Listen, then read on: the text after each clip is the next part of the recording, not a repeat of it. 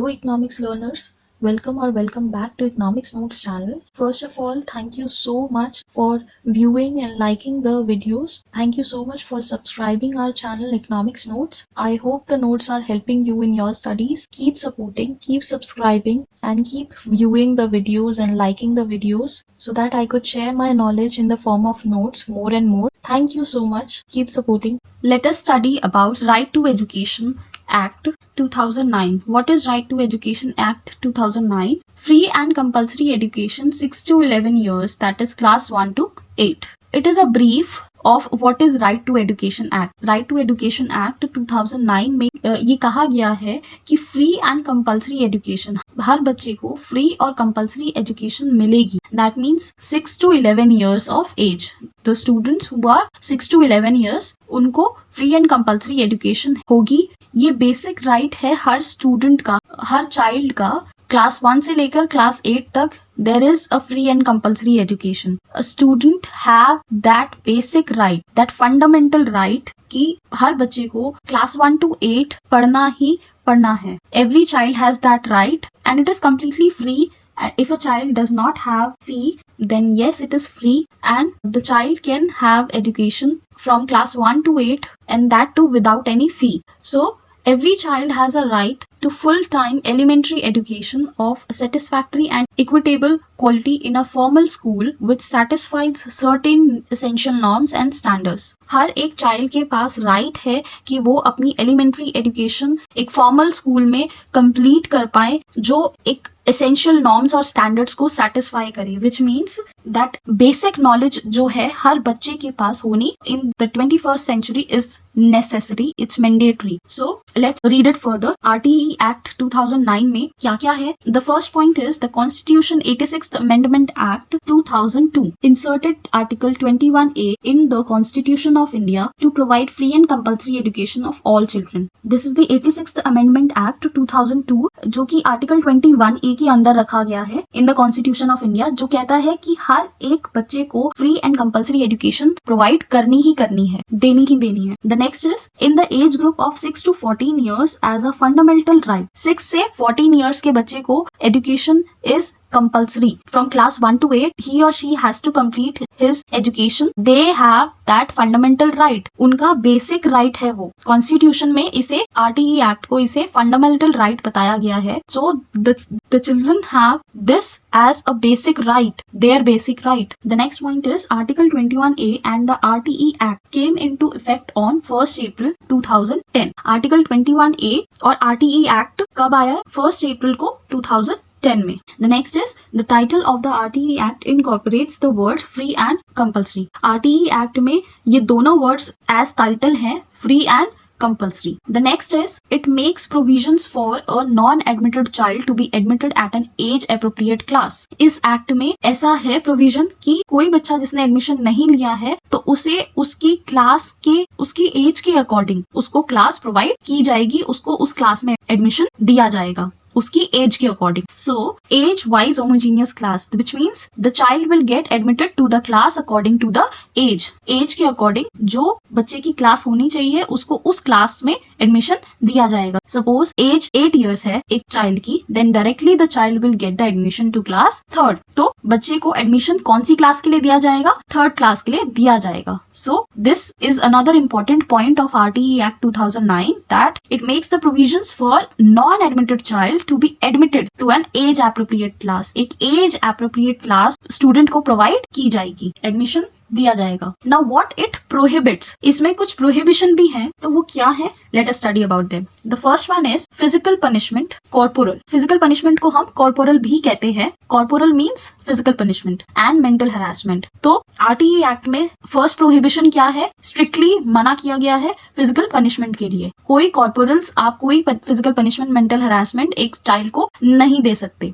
The second is screening procedures for admission of children. किसी एक student को choose कर लिया और किसी दूसरे चाइल्ड का एडमिशन नहीं लिया, ये एडमिशन के प्रोसीजर में नहीं होगा, या किसी रैंडम तरीके से आपने स्टूडेंट्स को सिलेक्ट कर लिया, ऐसा नहीं होगा। एक प्रॉपर प्रोसीजर होना चाहिए एडमिशन देने के लिए, जो कि पहले आरटीई एक्ट में बताया गया है कि एज एप्रोप्रिएट क्लास दी जाएगी। तो ऐसा नहीं होना चाहिए कि किसी एक बच्चे को ले लिया, दूसरे का एडमिशन नहीं किया, या एक को प्रेफरेंस दे दी, दूसरे को प्रेफरेंस नहीं दी। तो ऐसा किसी स्टूडेंट, किसी चाइल्ड के साथ नहीं होना चाहिए। The next is capitation fee. Now what is capitation fee? Capitation fee होती है कि कोई भी स्कूल या कोई भी ऑर्गेनाइजेशन जो एजुकेशन प्रोवाइड कर रही है, तो गवर्नमेंट ने अपनी नॉर्म्स में, अपने गाइडलाइंस में जो फी दी है, बताई है कि इतनी ही फीस आपको किसी एक चाइल्ड की लेनी है। तो अगर कोई ऑर्गेनाइजेशन या कोई स्कूल उस फीस से, जो गवर्नमेंट ने अपनी नॉर्म्स में, अपने गाइडलाइंस में दिया हुआ है, उस फीस से ज्यादा अमाउंट लेता है या ज्यादा अमाउंट ऑफ फीस कलेक्ट करता है, then that is the capitation fee. वो कैपिटेशन फी होती है जो कि सही नहीं है। इसीलिए गवर्नमेंट ने आरटीई एक्ट में ये लिखा गया है कि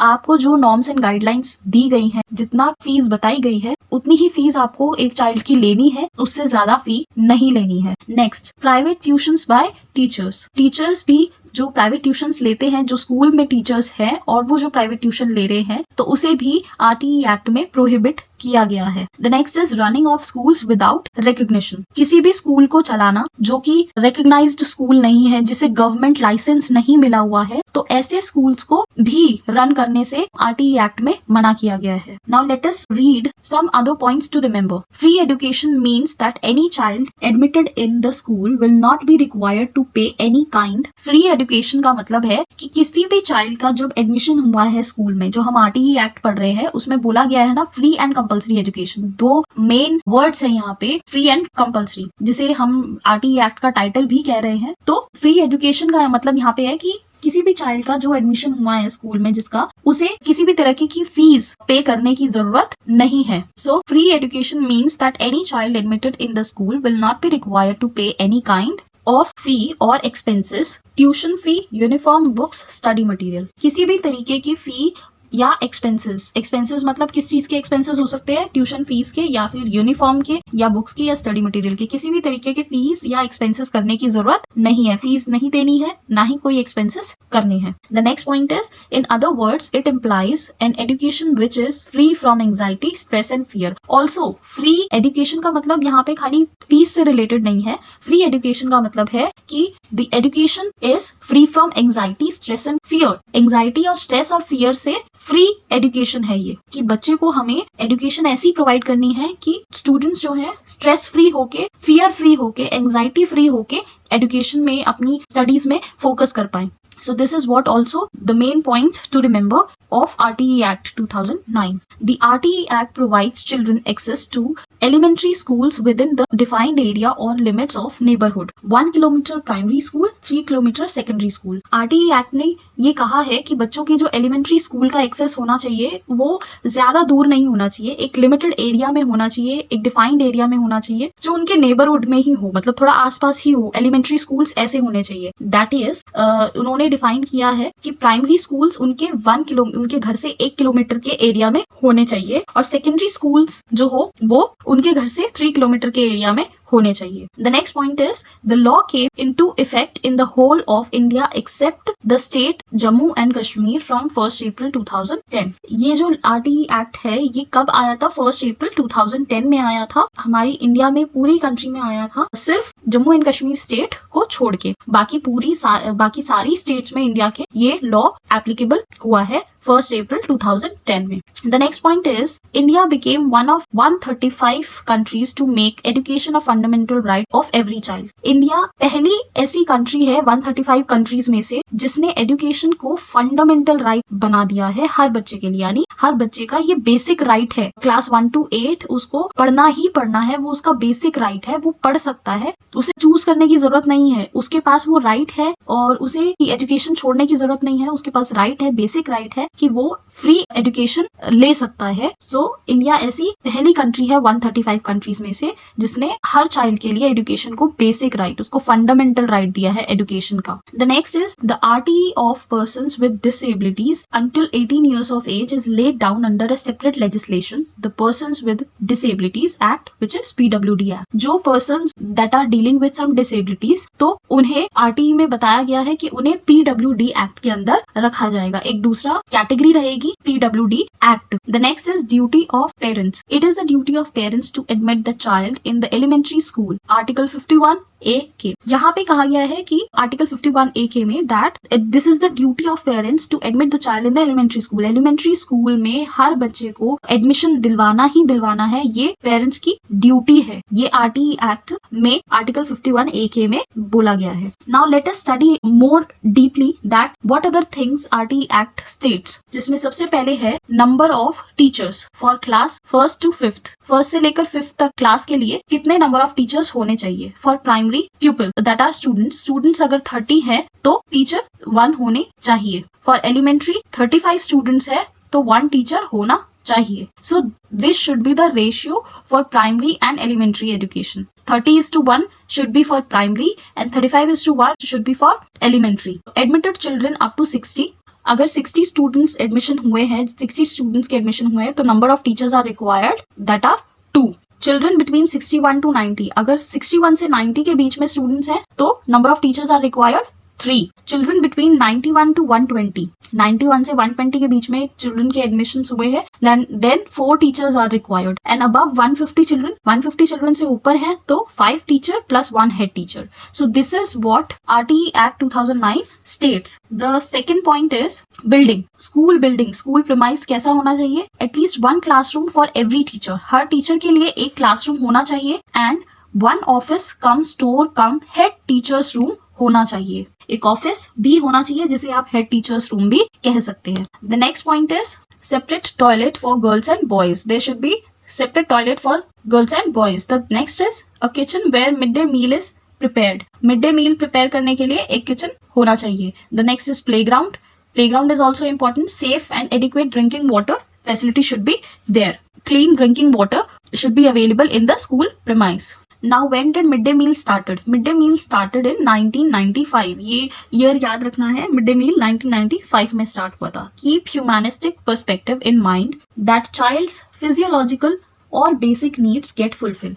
आपको ह्यूमनिस्टिक पर्सपेक्टिव रखना चाहिए ताकि हर बच्चे की फिजियोलॉजिकल या फिर कह सके बेसिक नीड्स जो है वो फुलफिल हो सके।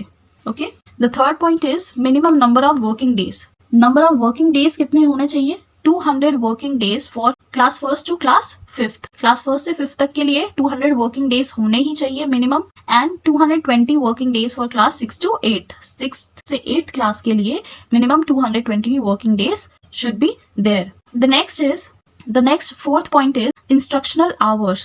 800 instructional hours per academic year for 1st to 5th class. 1st से 5th क्लास के लिए 800 इंस्ट्रक्शनल आवर्स होने चाहिए एक एकेडमिक ईयर के लिए। यानी इतने टाइम, इतने आवर्स बच्चों को 1st से 5th क्लास एक साल में एकेडमिक ईयर में पढ़ाना है, इतने hours. And 1000 instructional hours per academic year for 6 to 8th class. 6 से 8th क्लास के लिए 1000 आवर्स के लिए एक एकेडमिक ईयर में पढ़ाना जरूरी है। The next fifth point is minimum number of working hours per week for the teacher. एक वीक के लिए minimum number of working hours कितने होने चाहिए टीचर के लिए। 45 hours including preparing hours which is lesson plan included, which means 45 hours total है एक वीक के लिए for the teacher। टीचर के लिए minimum number of working hours एक वीक के लिए कितने हैं 45 आवर्स, जिसमें लेसन प्लान बनाना भी यानी जो बच्चों को पढ़ाना है वो आपको प्रिपेयर करना भी, वो टाइमिंग भी इसी के अंदर इंक्लूडेड है। The sixth point is library. In school providing newspapers, magazines, books including story books. So RTE Act कहता है कि लाइब्रेरी होनी is also very important. School में न्यूज़पेपर्स, मैगजीन्स, बुक्स या स्टोरी बुक्स स्टूडेंट्स को प्रोवाइड की जानी चाहिए। The seventh point is play material, games and sports equipment should be there. It shall be provided to each class as required. It shall be provided to each class as required. हर एक class को play material, games या sports equipment जो जो required है जिस भी class को वो प्रोवाइड कराने चाहिए हर स्कूल को। Okay, there are 2 questions Let's have a look on them. The first question is RTE Act 2009 is based on which article of Constitution of India? India के कॉन्स्टिट्यूशन में कौन सा आर्टिकल है RTE Act 2009? किस article पे based है? It is on article 45. Article 45 पे RTE act India के कॉन्स्टिट्यूशन में है. आर्टिकल 45 में ECCE के बारे में बताया गया है that early childhood care education होनी चाहिए up to 6 years of age. Right इसमें एज के बारे में बात करी गई है आर्टिकल 45 में. लेकिन आज जो RTE एक्ट जो है is based on article 21A. 21A में RTE एक्ट है जिसमें फ्री एंड कंपल्सरी एजुकेशन के बारे में कहा गया है. आर्टिकल 45 इज ECCE जिसमें 6 years तक की एज के बारे में बोला गया है कि early childhood care and education होनी चाहिए. इस पर बेस्ड है RTE एक्ट. एंड आज जो RTE एक्ट है वो आर्टिकल 21A में है जिसमें फ्री एंड कंपल्सरी एजुकेशन के बारे में बात होती है. The next question is how many sections are there in the RTE act 2009? कितने सेक्शंस है? 38 sections are there in the RTE Act 2009. So these were the questions related to the RTE Act 2009. So this was all. I hope you understood the concept. I hope these notes helps you in your learning. So thank you so much for viewing this video. And if you understood the concept, please do like the video, subscribe our channel Economics Notes. Keep supporting, keep subscribing. If you do this, it motivates me a lot to make more content, to make more notes for you all. So please do like the video and subscribe our channel Economics Notes. Keep supporting. Thank you so much.